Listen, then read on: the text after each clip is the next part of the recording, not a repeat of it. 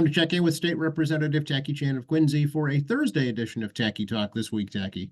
Yeah, it's Thursdays of Tacky as opposed to Tacky Tuesdays. But it's fairly consistent for the most part. We're in a T somewhere.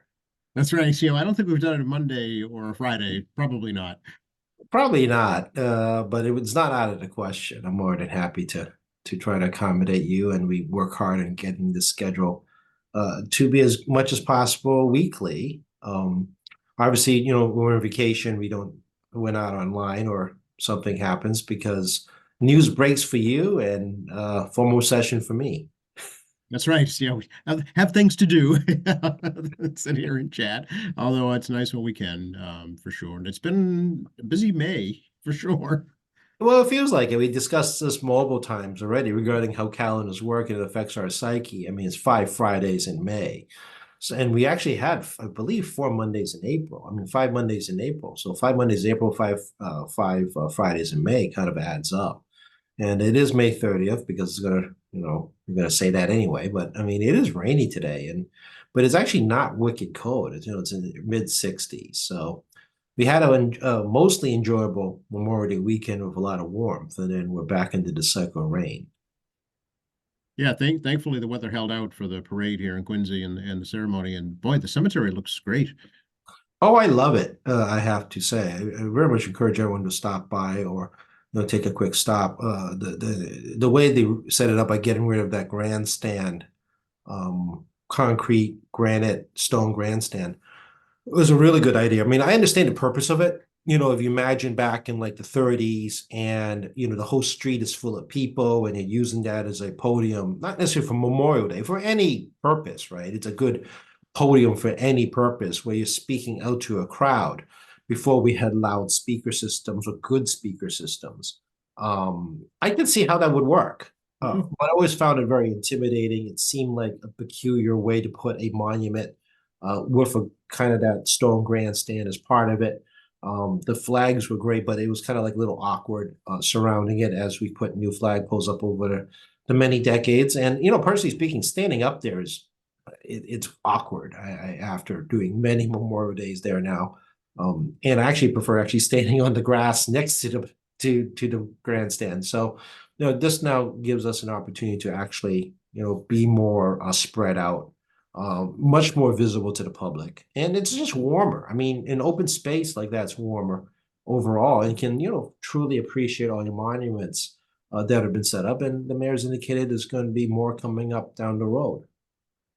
That's right. Yeah. Speaking of veterans, I know that there was a major bill passed, some veterans benefits approved. Yeah, the House did a veterans benefits bill over last week, and it's really some of it's new, many of it's old, some of it is reformed. So we'll touch on some of the many things in there. So, for example, we actually created another property tax abatement opportunity for city and towns to choose to do if they want to do it. It's not a mandate. So city and towns can choose to vote to expand the veterans abatement program to tie it to CPI and or increase the current benefit which you qualify for, because you don't always qualify for maximum benefit in the abatement program, by 100%. So, we create some new options for municipalities to decide of how they want to manage that abatement program. One thing I've been working on for many years, you can look up the bill, is the Gold Star Family's annuity increase. This was a suggestion from our good friend Larry Norden. I miss Larry a lot. Every day, actually, particularly this time of year where Larry doesn't mind giving me a little bit of public ribbing. Yes, but he was devoted to the veterans for sure. Yeah, and it was always in good fun, and he never touched you in a way that was mean.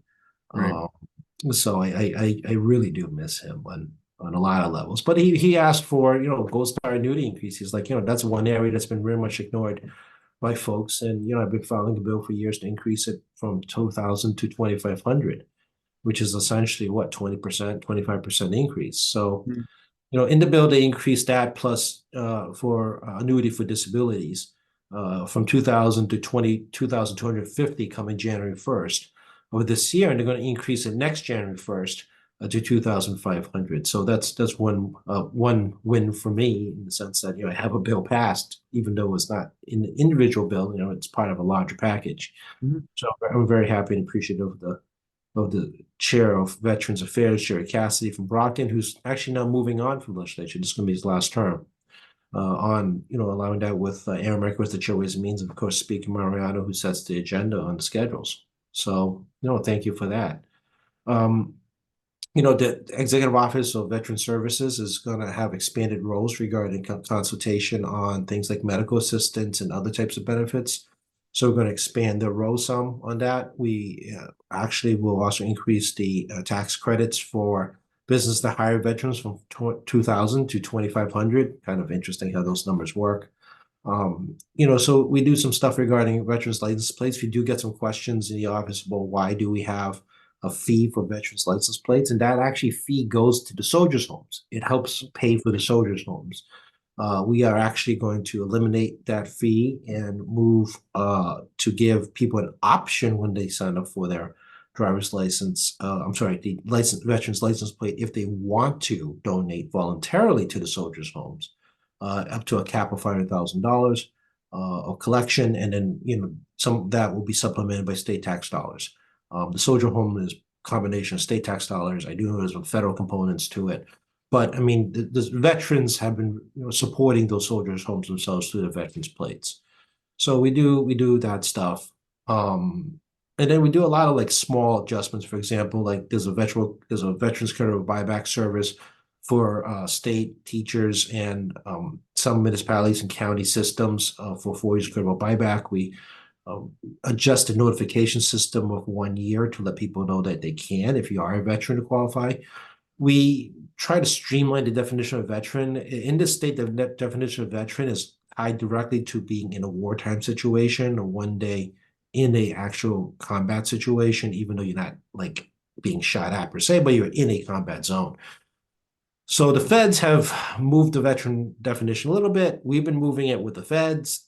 It's complicated, folks. I mean, because obviously people that serve in the military, are veterans. However, a lot of our benefits, shift around depending whether you're combat or not.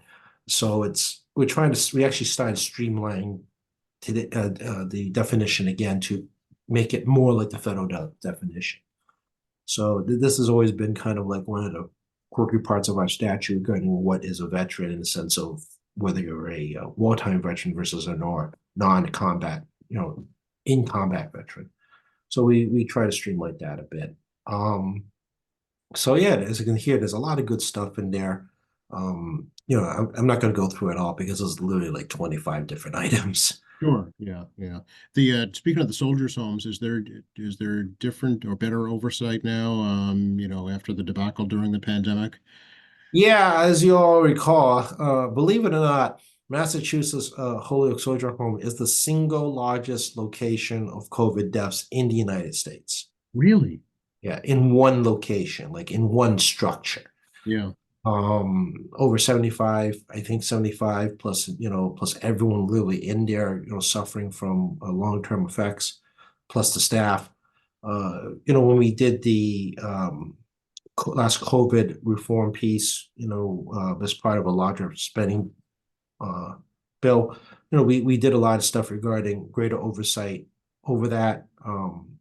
Had more actually oversight over the Director of Veterans Affairs, the Executive Office of Veterans Affairs, how they appoint those directors, and bring them more aligned to some public health requirements oversight, because they are somewhat state controlled. We can add additional review requirements, from the various state agencies, not just the Department of Veterans Affairs, Executive Office of Veterans Affairs, and separately, we also did assisted living oversight bill as well for private sector run facilities, and that was also stemming out the COVID situation, although people was hyper focused on the news regarding the Holyoke Soldier Home. Assisted living facilities around the state during COVID all were running to major infections of the census, upwards of 50+%. Oh yeah, the old Quincy Nursing Home right here in Quincy. The Quincy Rehab had a very high census death rate. So assist the new assisted living oversight bill that the House passed and pending in the Senate, provides addresses a lot of those issues that we learned from COVID. While there are some limitations of what we can do, we've been, putting it into public health to give them greater teeth of the areas we can address. And we hope they'll not just address potential infectious disease issues, but also improve quality of life. And one of the things that Secretary Sudders did during the Charlie Baker administration was to change the number of people in a room.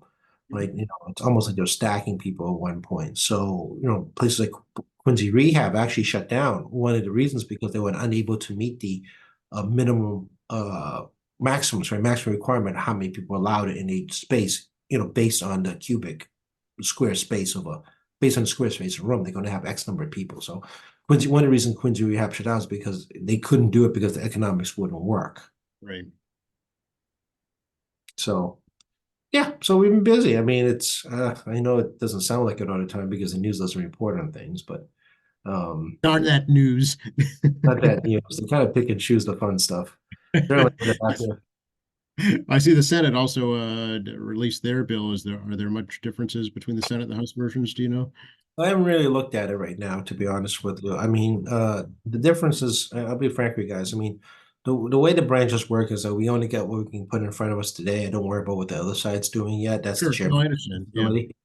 So the chairman has to keep up with that part of within their purview. And secondly, it's all going to conference committee anyway. Mhm. So what happens is that once the Senate's done, put in conference committee, then we get out and advocate again with the conference committee members trying to either support a House provision or a Senate provision, or sometimes there's a compromise provision that's put out there by advocates and other groups, in parts of conversation, and we sometimes push for the middle ground.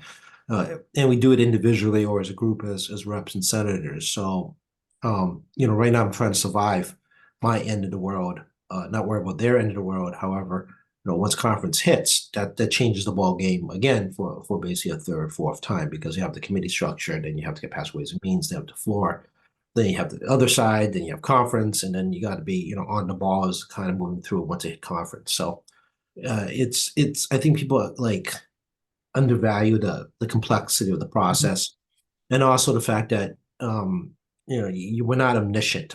We can't possibly know what every single thing is, but if you do this for a bit, the timing of when things happen and you live around it. And it's May 30th. I mean, the time crunch is on. I mean, this is not lost on me. I've done enough sessions in my life to know that time is running out. We're going to be in the just barely over 2 month zone. It's basically 32 days-ish, give or take, 31 days-ish, once we hit the month of June. So I'm sorry, 61 days-ish, give or take. And we can come in on the weekend. We've done it before. It's not like it's impossible. But we're gonna have a lot of conference reports coming out in July. Already told the staff not to do off-site meetings the last 2 weeks of July. Make sure all people visiting either is virtual or come to the State House that day as opposed to me going off-site.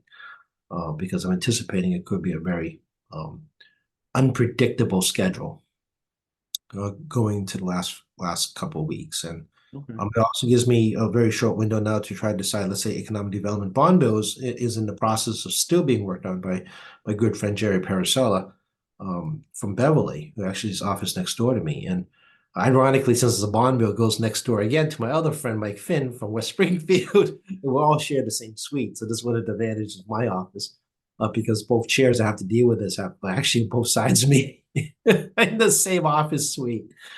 So Well, logistically, it makes it easier. Just walk out your door and next door. it is so much easier to see these two chairmen in my situation, so I don't complain. Conversely, if they got an issue, obviously they come right into my office, and I'm happy to chat about whatever they need to talk about. So, we're preparing, a combination of bills we can push right into the floor or attempt to amend an other bill that may be on the way through, just like I talked about the veterans bill. I'm very thankful that the committee had decided to include one of my bills as part of a larger piece. I will be making attempts to try to include more of my bills in other larger pieces on the way through. Sure. Interestingly, the final price tag for both versions is the same, 57.9 billion. That obviously the breakdown, I don't know if it's the same or not, but the final number is the same. Ironic how that works sometimes. Obviously, it'll be subject to amendments, Right. particularly the econ debo that's in route, but also be mindful that these are authorizations, not actual appropriations. So in the state, we can authorize the governor to borrow, but it is not a mandate to borrow. We also have a self-imposed, and it's been self-imposed, excuse me, self-imposed since the caucus administration, the internal bond cap, which is, I'm going to tell you, we need to ask the state treasurer because the number keeps moving with CPI, but I believe it's about $2.3 billion, somewhere in that zone, where it's not a statutory cap or constitutional cap. It's something we just practice on the state treasurer's office to ensure that we don't overborrow. And then, we do have a statutory debt limit, which is also tied to CPI as well. And I think it's some of the area of like well past $21 billion in total borrowing. We do exceed the cap for limited purposes. For example, your Chapter 90 money that city and towns get for bridge and road work that we pay for the debt is outside that bond cap. And even the authorizations are not infinite. The bond authorizations generally range from 10 years to 30 years. So, for example, the information technology bond bill we did 2 weeks ago is a 10-year authorization. There's some community components, which is less than $400 million. I don't think actually it's probably less than $150 million. I think about it. It has a 30-year bond authorization for some regional and local assistance programs. But it's a 10-year authorization. So once that authorization expires, the governor can't borrow using that, obviously. We can also choose to extend the authorization. We've done that before. You extend it by like 5 years. This is how the state constitution works. So people always, get us confused with the feds. We can't print money, right? It's not like the federal debt. We can't issue bonds to pay the operating costs. We have to do operating costs straight from cash. And as we talked before, not all my cash is our cash. The mayor's tax does not go to the general budget. The mayor's tax goes to education, transportation, which is a separate trust fund. The casino money goes to a separate trust fund. Yep. The marijuana tax goes to a separate trust fund. I mean, it's outside the general budget, and those trust funds are dedicated use. For example, if you have there's a healthcare related trust fund for casinos, one of the several trust funds, and that can only be spent on healthcare related issues, including things like compulsive gambling assistance. So yeah, it's not as simple as people coming home with a paycheck and you get a lump sum amount. It's picture it as you come home with your paycheck, but you have like 5 different kind of paychecks, and before you even get to deposit it, it's been taken away from you and put in different places you can't easily touch. Right. Yeah, no, I understand. So, yeah, you have your property tax account, you have your utilities account, you have your food account, things like that. Yeah. Yeah, and even your car excise taxes, right? And your gas taxes, those go to dedicated transportation trust funds. So you see in the budget line item, transportation trust fund, because that's the money that's got in there. And then, we see if we have to supplement the money of your state tax dollars on top of that, depending on our needs. We can also leverage some of those monies for federal grants because it's a dedicated revenue source. People like dedicated revenue sources if they're going to give you money. And Wall Street loves dedicated revenue sources because, if you're a bondholder, you want to get paid. If I want to get paid back, right? Exactly. Yeah. Yeah. If you're loaning me money, you want to know you're going to get your money back. I mean, this is common sense, everybody. This ain't rocket science. If you loan me money, I want some assurances you can pay me. Right. Have the higher interest rates impacted the state's borrowing costs? Yeah, it really does change how the state treasurer does the bonding process. Just because the governor says I want an authorization doesn't mean it happens immediately. The treasurer's office has to pick the right moment. So she has a whole division whose job is to monitor the bond situation and work with our various banks and to check our various ratings of Moody's and Standard & Poor's and many others regarding where we are, and then make the best decision possible when to issue the bonds. And it's not always like perfect, right? I mean, it's all timing, and you can't predict the future. So you got to figure it out, and it's not an easy thing to try to pick the best rate because even those fractions of a decimal point matter, right? The thousandth of a point matters on these bonds because we're trying to keep the debt load low because the debt is under 5% of the state budget's debt driven, so that's just paying back old bonds. So and then if we did refinance when there were 0 interest rates. People forgot that. It was too hard to pass up for the state to say, look, you got 0 interest rates, let's trade out a 7% for 0% and reissue, right? Oh yeah, And it's like refinancing your mortgage, for sure. Yeah. yeah, and if you can participate as yourselves if you want to buy a state bond or municipal bond. I mean, it's so easy now. If you have any kind of brokerage account through Fidelity or Charles Schwab or Ameriprise, I don't think Ameriprise does bonds, but I mean, you probably could call them. Any number of brokerage accounts you could participate in, buying municipal and state debt and regional debt and authorities debt like MBTA and Massport and so forth. And one of the benefits is that if you actually buy a debt that's municipal, state, county authorities inside the state you live in, you don't pay state and federal taxes. Oh, I didn't know that. Interesting. Okay. Yeah, yeah, it's one of the reasons why it's often part of portfolios, Mm, including pension funds. They have a bond section, and the fact you don't pay taxes on it's an incentive. So when the interest rates isn't good as the Fed rate, they're not having to pay Fed or state taxes on that bond.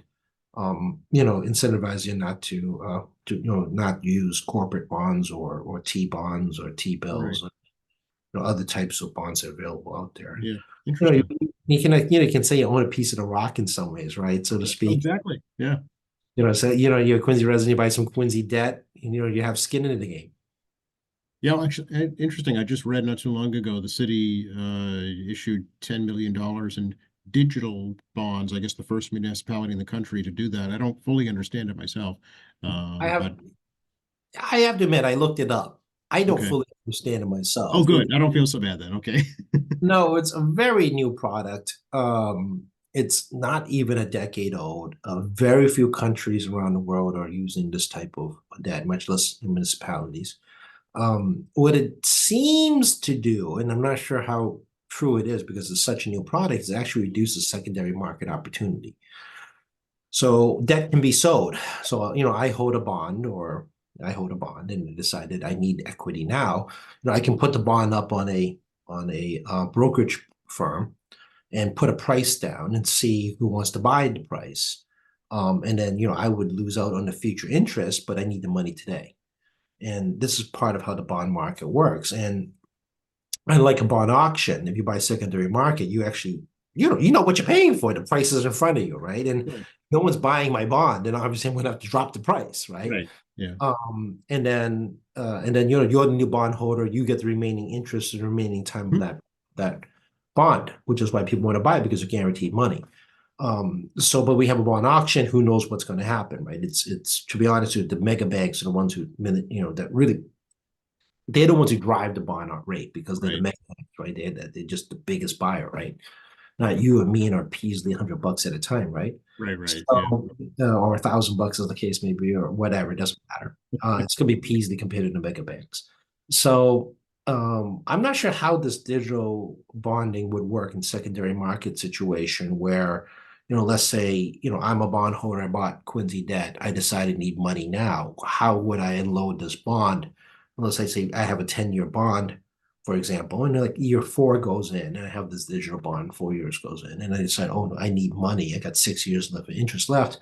I would take a shave on the remaining part of that interest if I can get some money back today, but I won't lose my principal. Okay. All right. I'm trying not to lose principal. I want to work to make sure I don't lose my principal. Keep the interest I've collected, and then Yeah. what the discount would be of the remaining interest and what I think the market will buy, and I'll just stick it out there in some brokerage firm or whatever secondary market. And I just don't know how that would move because it's such a new product. If I buy this debt, can I move it? Now, somebody out there who knows finances better than I do, maybe should email Joe and be interviewed Yeah. about Yeah. this Actually be digital interested bond. to learn more about it. Yeah. Yeah, because well, the city can talk about the bond there. I mean, there is a whole market for bonds. And as you just heard, one of the things with bond is that your goal is to not lose principal, which generally Mhm. does. And yeah, I don't mind losing future interest if I need money now plus my principal. So Right. Yeah. You don't want to be in the hole, basically. Yeah. yeah, so somebody out there listening, hopefully maybe contact Joe to be interviewed about how this digital bond stuff works. And whether or not as a bond holder, would I be able to easily, keyword easily, be able to put it back into the market for collecting principal and, give up some future interest. Yeah, yeah, we just don't have enough information to talk intelligently about it because we don't know. Yeah, I don't know. I did look into it, as you can tell, and I was still scratching my head where I was done because it's not, conventional. Right, right. Good. I don't feel so bad then. There's not just me. No, no, it's not just you. I was scratching my head about it too. But as I said, interest rates are very high now.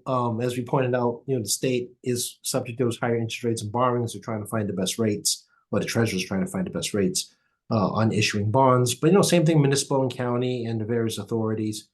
They all have their own bond ratings, and you can choose your degree of risk if you decide to buy a bond. But I mean, Massachusetts overall is a fairly stable state economically on all levels. I mean, I know that there's budget problems all the time in government, but in terms of like paying debt, for the most part, unless you go into bankruptcy like Springfield did and Chelsea did, or the Lawrence school system, we had to go into receivership for different reasons. Lawrence was kind of a quirky. The school system had like real problems.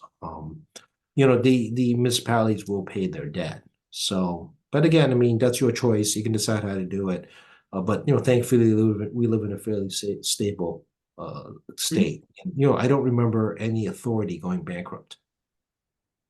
No, that's true. Yeah, I mean, yeah, I guess the biggest example of that would be the city of Detroit years ago, right?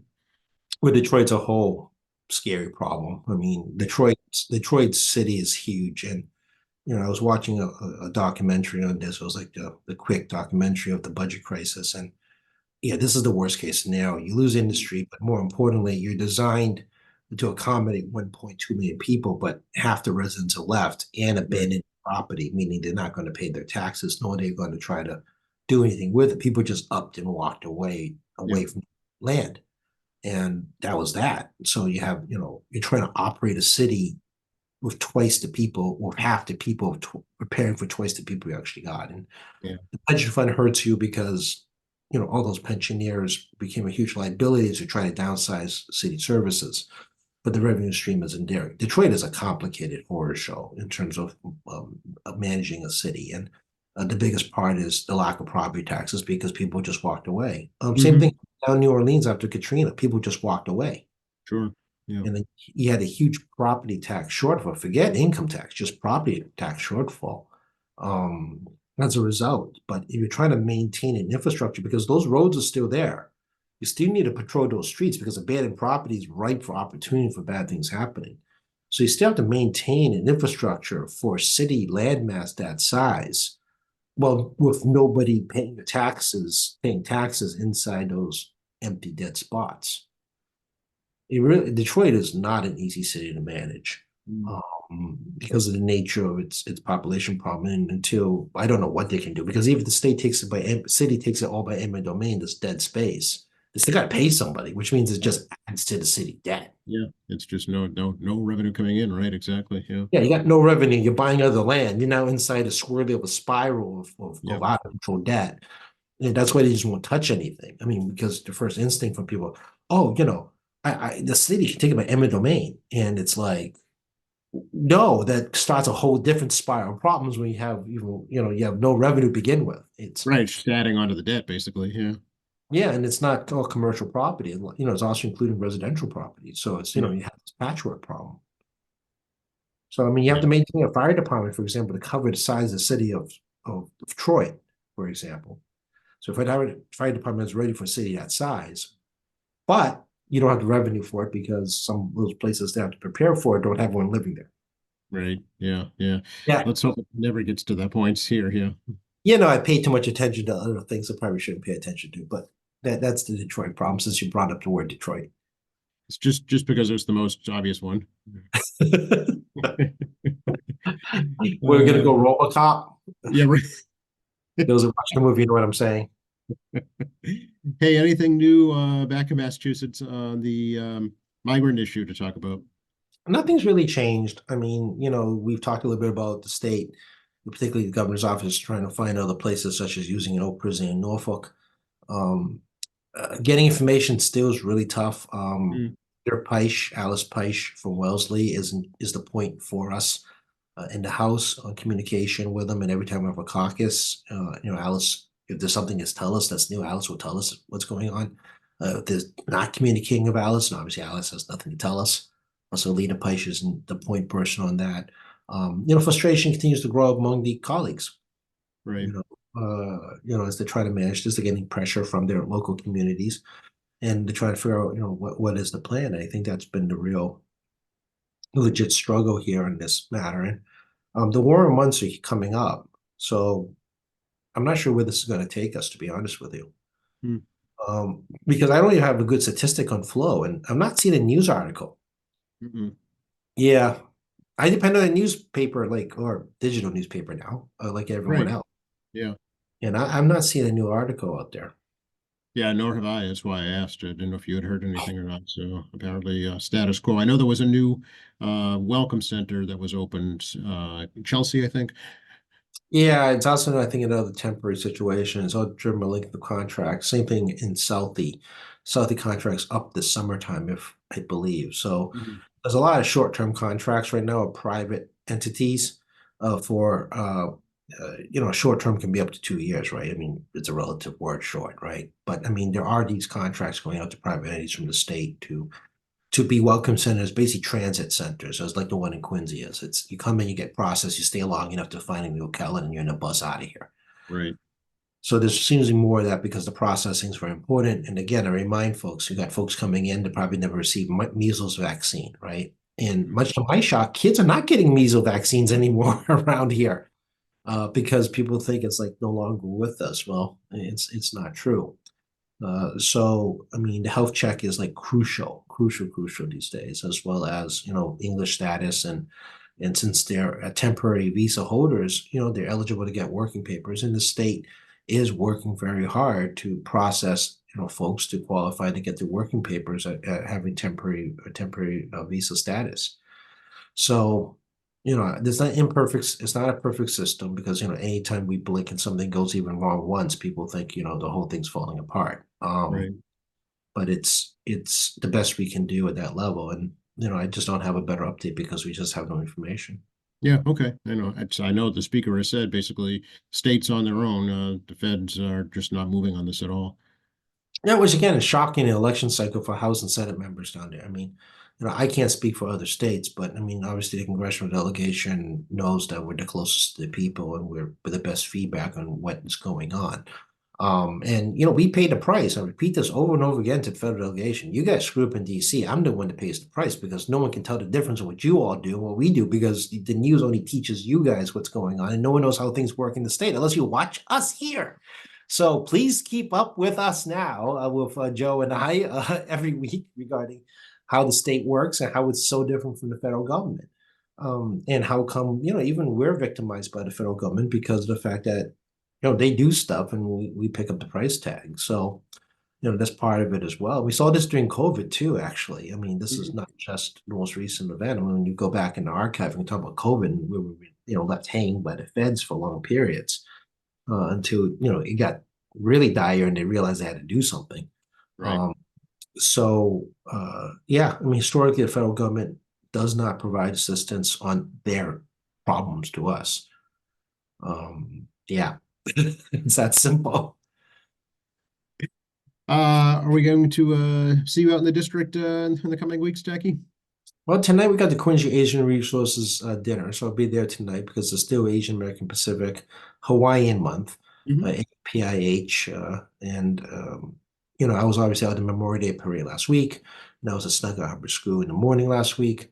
Went to do the Adam Presidential Library dinner last week, which great recognition for Bob Hale and celebrating the life of Bill Delahunt, and very happy and proud that they got those recognitions. The video on Bill Delahunt was wonderfully done, by the way. Oh, that's nice. So Yeah. yeah, it was very nice. Again, honestly, people, I'm not really like a nice tablecloth, big room, black tie dinner guy. It's just not who I am. More of a Uh, food truck guy, I think you are, Jackie. well, given my dietary problems, any food's good, but Yeah. I'm not really a gala person, folks. But I mean, it's part of the job, regardless of my personal personal desires. Right. You just got to do it. So, this week, let's see here. We did Memorial Day on Monday. Uh, where was I yesterday? Oh, we did Vasek Day. So as part of AIPH month or AIP month, whatever. You guys know what I'm talking about. A representative Carmine Gentile from Wayland, a Stafford Sri Lankan, and he wanted to do a Vasek Day. So we did that yesterday, which is the celebration of Buddhist life, death, and rising to nirvana. And it's actually a lunar holiday. It is the Huh. start of the Buddhist New Year. And the calendar is mildly different depending which sect of Buddhism you're in, but it is recognized by like 1.5 billion plus people, right? I mean, the Wow. Vasek is a major religion. It's recognized by the United Nations.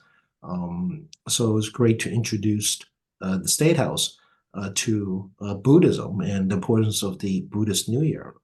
It's also their Lunar New Year because it follows the Lunar New Year calendar. No, I Uh, didn't know. I'd heard of it before. Interesting. Yeah, and you may not be aware, you may be aware, there's several Buddhist temples in the city of Quincy, including Mhm. on Mass Ave, one down on Quincy Ave, there's one on Yep. Robert Street. There's a couple right in Braintree as well. Yes. So, there are those temples here. So people not realizing that, but you know, it's part of the fabric of the city and the state. So, as we talk about lunar holidays, well, there is a religious holiday built around the lunar calendar in Buddhism, and it's a top five major religion, right, in terms of population. Interesting. Um, what day is today? Wednesday. Where was I yesterday? Oh yes. Oh yeah. Then I had a Tuesday. I had to go to the Massachusetts Historical Society to give a speech about Asian Americans and history, and I continue to bang the drum a bit on the idea of uh, racism by forgetfulness, in the sense that they forget you exist. Mm. So forgotten, not being part of the group is a real Asian American issue. It continues to be an issue. As a guy in politics, that sometimes does get overlooked every so often. Get a guy that's been around a long time in politics still gets overlooked. Um, the fact that very little Asian American history is in the history books in America, which is why I talk about ethnic studies in the past. I'm not talking about like China or Japan studies. I mean like people that live in this country. Mhm. And I repeat the statistic from 2001. I mean, in the city of Boston, a survey showed that 77% of Asian Americans believe that the systemic racism that works against them in the system. Single highest demographic, but the next closest ones in the 60 percentile range are blacks and Hispanics. So, I mean, again, that important statistic out there, nobody in Boston did anybody. And, us at the state level, work very hard to ensure that our voices will continue to be heard in terms of being part of the group. And that's very important. So that was kind of part of my speech regarding absent historical facts about Asian Americans in U.S. history and how important that is. Wednesday, Oh yeah, Wednesday was we had a couple of fundraisers for Nota Bona and Walter Timothy, and send my condolences to the Brett family as Seal Brett passed away. Jim Brett's, I think, sister, and Harry Brett's I think Harry Brett's wife, and then his Harry Jr. So that was yesterday. Today is the Quarry dinner. But also I have to go to State House as well to see. I got a tie on. Um, Yes.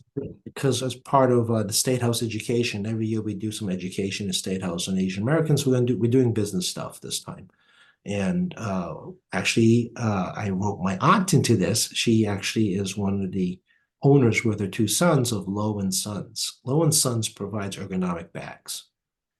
Turns Oh, out people know, yeah, I didn't know they had this. I mentioned it to some folks, and they're like, oh, I know the product. I'm like, I certainly did not.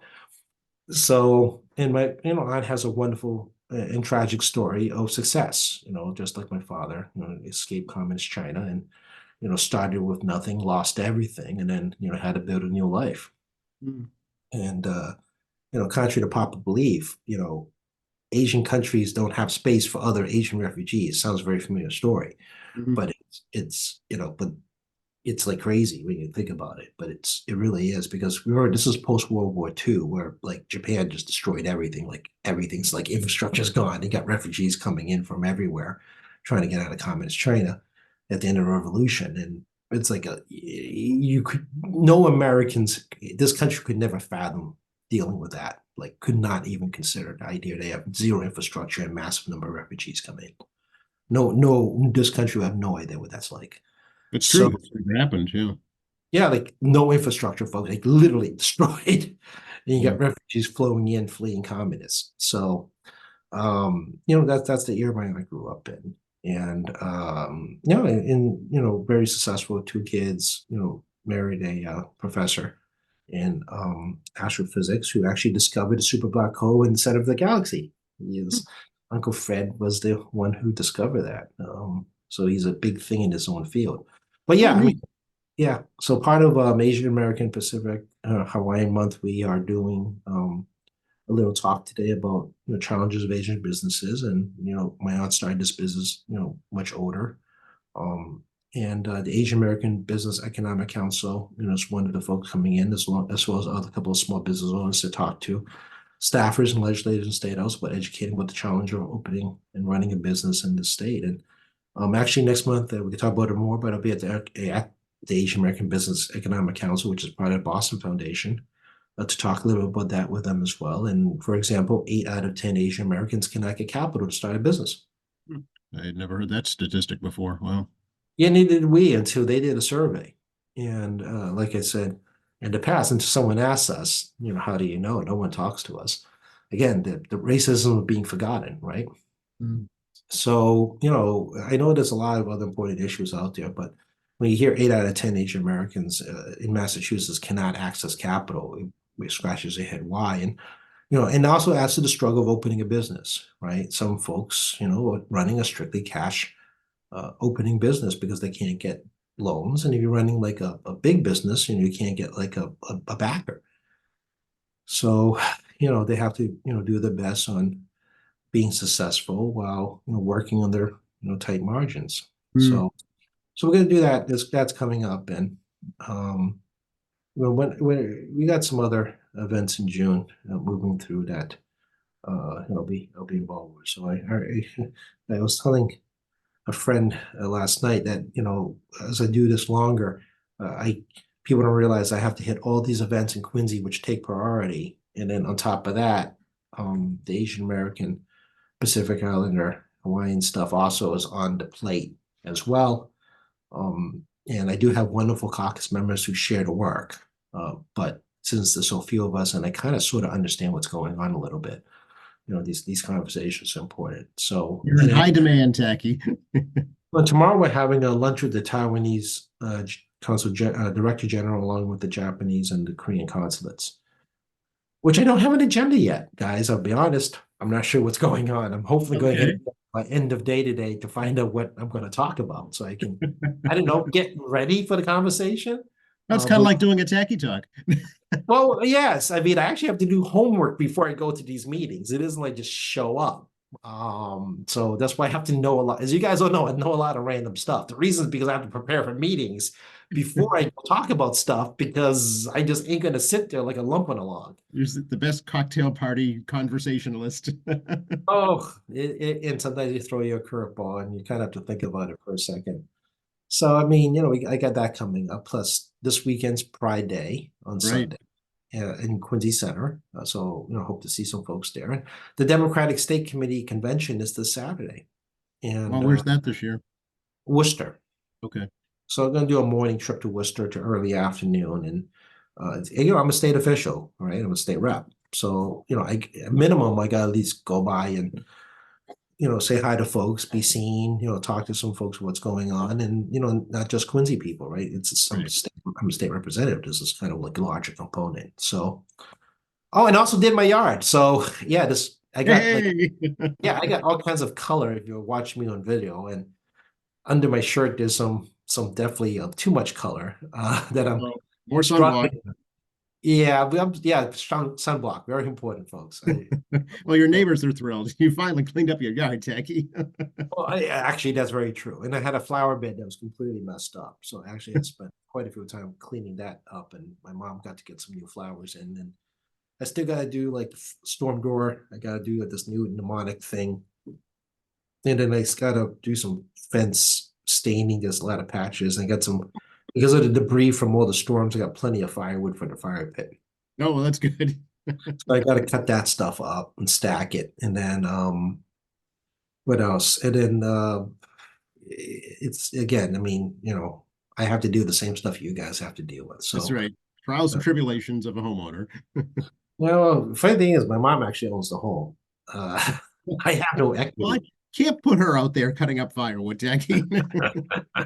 I have no equity, folks. But yeah, no, this weekend was the first weekend where was the best weather we've seen in a long time. True. Yeah, that's true. So hopefully So we I, get more of those.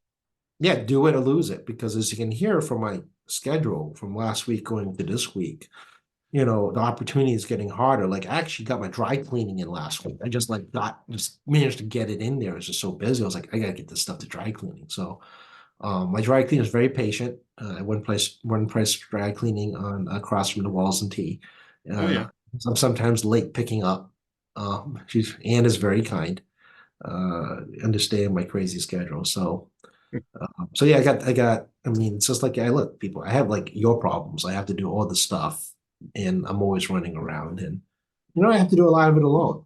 I think, I'm a single guy, right? Taking care of his mom. So I got to do this stuff on my own, including all her issues regarding doctor's appointments and getting Mhm. her medication. And I have to find specific things for her on the internet. And like one of my good friends from elementary school was kind enough to get her eyeglasses to the house because I had no time to get her glasses. We're trying to schedule a time where we can sync up, or even during Memorial Day weekend, we could find time to sync up with him to pick up her new glasses. So Yeah. yeah, this is Well, like, guys, when you listen to me, this is like life.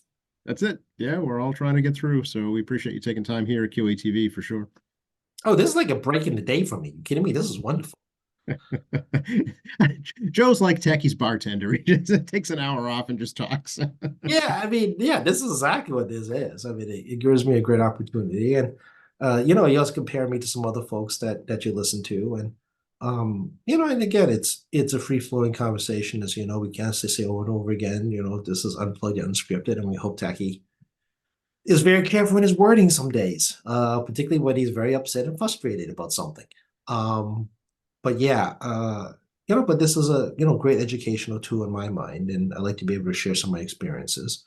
And again, I mean, if you want to ask a question, I mean, you can email over to Joe, or you feel like you have something that you're much better at me at, absolutely email Joe and talk to her, so you can get some time with Joe to talk about some of these very technical topics that you're happy to be a professional expert on that can talk about it. I think Oh, that's it's great. the great thing about local access is we are definitely locally accessible to folks. So don't hesitate. Reach out for sure.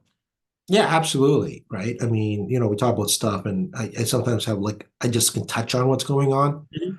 But I'm sure people listening, someone here that can like give you like an in-depth explanation that can do it much more succinctly than I can. And and in real world terms, like to me, most of things I talk about is like, what does it mean to all of us, at the street level?